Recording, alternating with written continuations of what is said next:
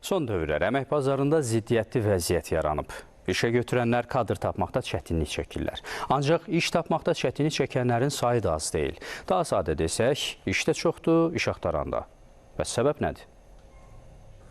Son dövrlər əmək bazarında ziddiyyətli mənzərə yaranıb. Bir tərəfdə boş qalan vakansiyalar, digər tərəfdə isə iş tapa bilməyən vətəndaşlar.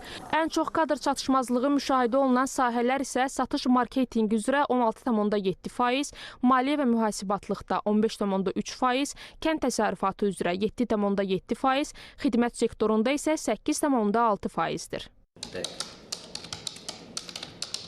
Maliyyə sahəsi üzrə kadrlar ən çox axtarılan mütəxəssislər siyahısındadılar. Banklar və şirkətlər bu üzrə mütəxəssis axtarmaqlarına baxmayaraq, bəzi gənc mütəxəssislər iş tapmaqda çətinlik çəkirlər. Şirkətlərin əksəriyyəti eyni anda həm təcrübəli, həm də çox funksiyalı işçi axtarır. Lakin iş axtaranların bir qismi bu tələbləri ağır hesab edir. Hər hansı bir vakansiyalara elan olunursa və ora müraciətlər azdırsa, birinci növbədə orada əmək haqqı yəqin ki azdır.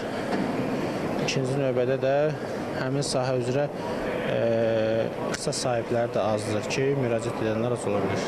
İşin ağırlığı, işin öhdəsindən gəlmək məsələsi ola bilər. Maaş onlar qane etmir deyə bəlkə səbəblər bu ola bilər yəni. Mütəxəssislərin fikrincə bugünkü təhsil əmək bazarının ehtiyaclarını tam qarşılaya bilmir. Texnoloji dəyişikliklər o qədər sürətlə baş verir ki, məsələn, bizdə də bir təhsil 4 il davam edir, ali təhsil, kollec təhsili bir 2 il ən azı davam edir, peşə təhsili 1 il davam edir.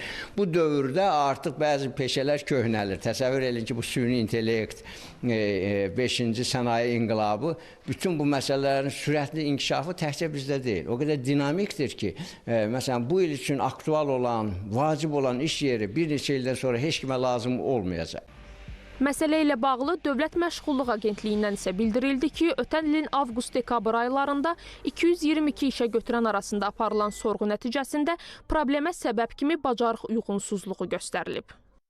Namizədlərin peşə bacarıqlarının olmaması, regionda müvafiq sahə üzrə mütəxəssis çatışmazlığı, namizədlərin təcrübəsizliyi və ümumi iş vərdişlərinin zəifliyi, məsəl üçün gecikmə və məsuliyyətsizlik kimi nüanslar ön plana çıxır. Bununla yanaşı, əmək haqqı gözləntisinin yüksək olması və namizədlərin rəqəmsal bacarıqlarının çatışmamazlığı da bu meyarlardan biridir.